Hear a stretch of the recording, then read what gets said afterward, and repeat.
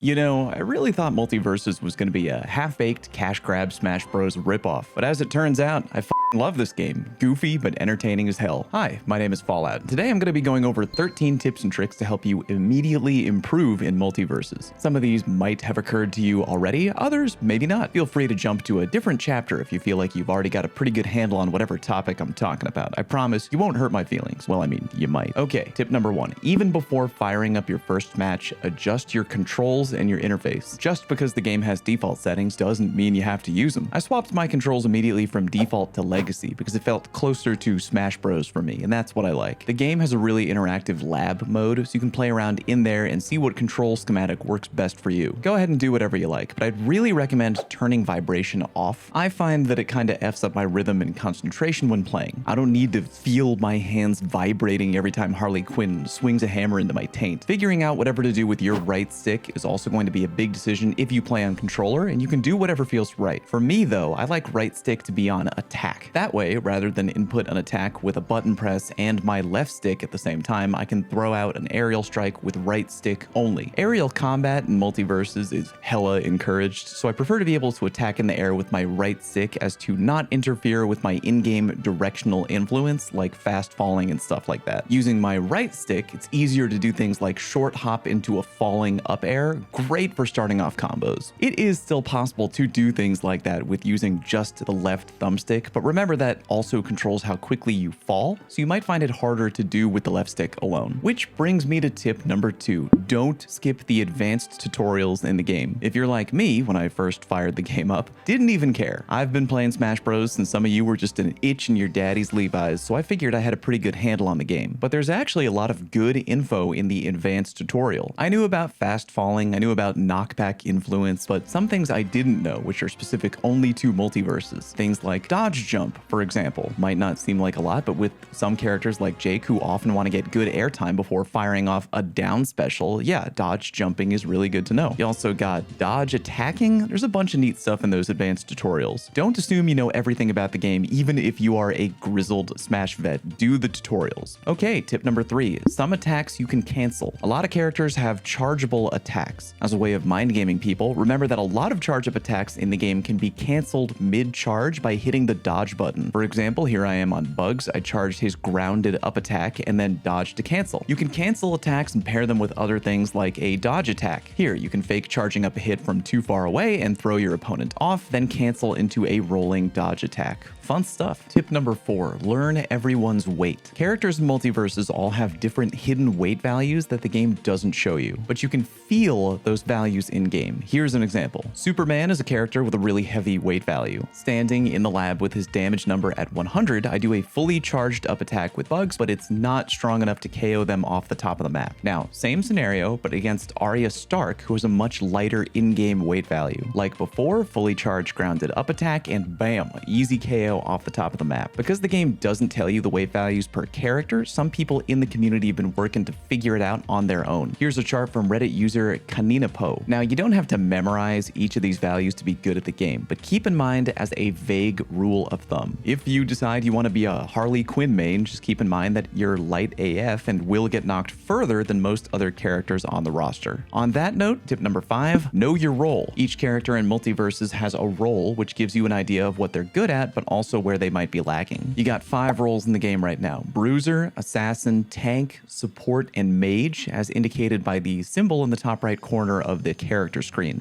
Bruisers are basic frontline fighters. They're fairly well-rounded with good flexibility and are mainly designed to get into a fight and pound face. If you're completely brand new to the game, probably a good idea to try learning the basics as a bruiser. Tanks are pretty much what you would expect. Heavier characters with a little more defense who are capable of taking more of a beating. They may have less maneuverability and speed, but they're sturdy overall. Support characters are focused on supporting allies, either through buffs or other unique abilities. They might not be as hard-hitting as the bruisers, but they really shine in 2v2 gameplay. Assassins are light characters that have good good quick movement. If you want to dash around the map quickly, check out these characters. As you might imagine though, being light and quick comes with a low weight value, so be careful, because that means you can get knocked back further than most characters. Mage fighters are all about range. You got weird as hell ranged attacks and tricky zoning tools to try and trip up other players. Currently, the only two mage characters in the game are Bugs and Tom and Jerry. Bugs is a very easy to learn mage character if that's something you want to try and toy around with. Remember that in addition to having a role, each character has a word in their description saying hybrid, vertical, or horizontal. That just tells you if they're good at KOing people up off the top of the map, i.e. vertical, or off the side of the map, i.e. horizontal. Hybrids are a mixture of both. For example, Batman is a vertical bruiser. A lot of his attacks do a great job at knocking people up, so he as a character might appeal to you if you want to KO people up off the top of the map. Tip number 6, learn your character's best finishers. Each character has a mixture of attacks that are there purely for damage dealing or combo opening, and other attacks that have a ton of knockback. Before hopping into matchmaking, jump into the lab and learn which of your attacks are probably going to be your go-to for finishing weak players. For example, with Tom and Jerry, their grounded up attack is great for starting combos. Strong priority and pops the enemy up off the ground a little bit. Very little knockback though, definitely not intended as a finishing move on its own. However, Tom and Jerry's up special, where Tom ties Jerry to a friggin' rocket, does a butt ton of knockback. Try setting your enemies to a high damage number in the lab and then experiment with a bunch of moves to find which ones are clearly designed for finishing off weak players. Tip number 7, attack or dodge back onto the stage. In competitive Smash Bros, they have a term called tournament winner, which is when a character jumps back onto the stage from the ledge with their regular basic bitch vulnerable jumping animation. It's called a tournament winner as a little tongue-in-cheek kind of thing. You're literally giving your opponent a free opportunity to whoop your ass as you try to get back onto the stage. Remember that in Multiversus, while you can't grab the ledge, you can hang onto the side of the map, and when jumping back onto the stage, protect yourself by dodging up as you recover onto the stage or by throwing out an attack. In short, don't just give your enemies a free opportunity to pound you back out by jumping onto the stage regularly. Tip number 8, learn hitboxes. While you don't gotta do this for every character, definitely try and figure out the ones of any character you wind up maining. A lot of hitboxes in Multiversus are really jank, which can potentially work to your advantage. Take Tom and Jerry for example. I've noticed their forward racket swing has a big hitbox. You can literally hit people even if they're standing behind you. Learning hitboxes is also great for figuring out if your character can potentially spike people off the map without even needing to leave the stage. Tip number 9, train perks. As you level up your character, you're going to unlock unique perks for that character. When you hit level 9 though, you can unlock train perks, which allow you to learn perks that aren't from that character. This gives you the awesome ability to straight up cherry pick strong stuff from other characters that you think would mesh well with your character. Learning perks from another character does use gold, but you get a discount if you already have that perk unlocked from leveling up a different character. Does that make sense? Here I am on Tom and Jerry, and if I want to, I can train Lumpy Space Punch for 100 gold because I've already unlocked that perk on another character. Or I can buy Deadshot or any of these other perks on the far right for 150 gold. Again, more pricey because whichever character that is from, I haven't leveled them up yet. Tom and Jerry have a lot of projectile attacks, and I think Deadshot would therefore be a great perk to train. I drop the gold and boom, now it's one of my known perks with Tom and Jerry. So once you found a character that you really mesh with, farm up some gold and then browse around for perks that you know will probably fit your playstyle. On that note, tip number 10, farm gold in 2v2. You might not know if you're a solo player, but the game will straight up tell you that if you queue into 2v2 with a friend, you earn an extra 30%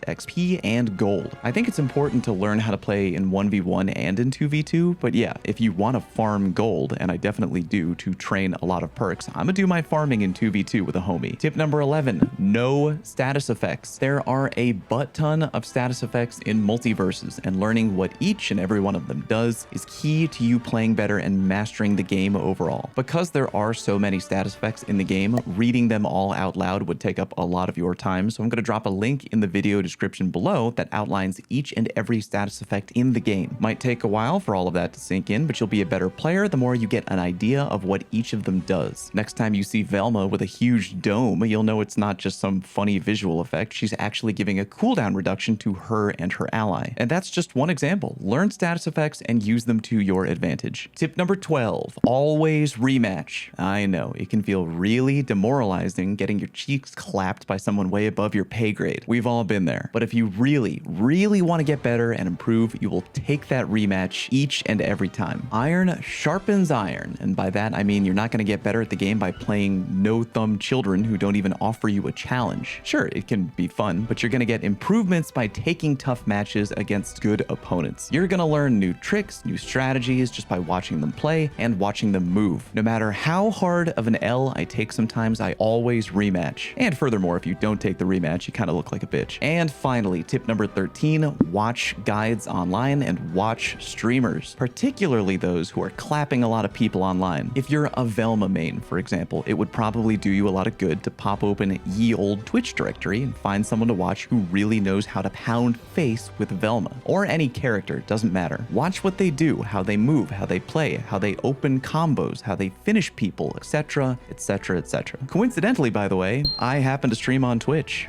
Smooth plug, baby. So feel free to drop me a follow if you want to come check out how I play, mainly Bugs and Tom and Jerry, as of right now. Head on down to the comment section and do two things. One, hit the like button if today's video helped you in any way at all. Really appreciate that. And two, let me know if you have any additional tips for new players that you think would help them do better right away. Thank you very much for watching, and I'll see you on stream.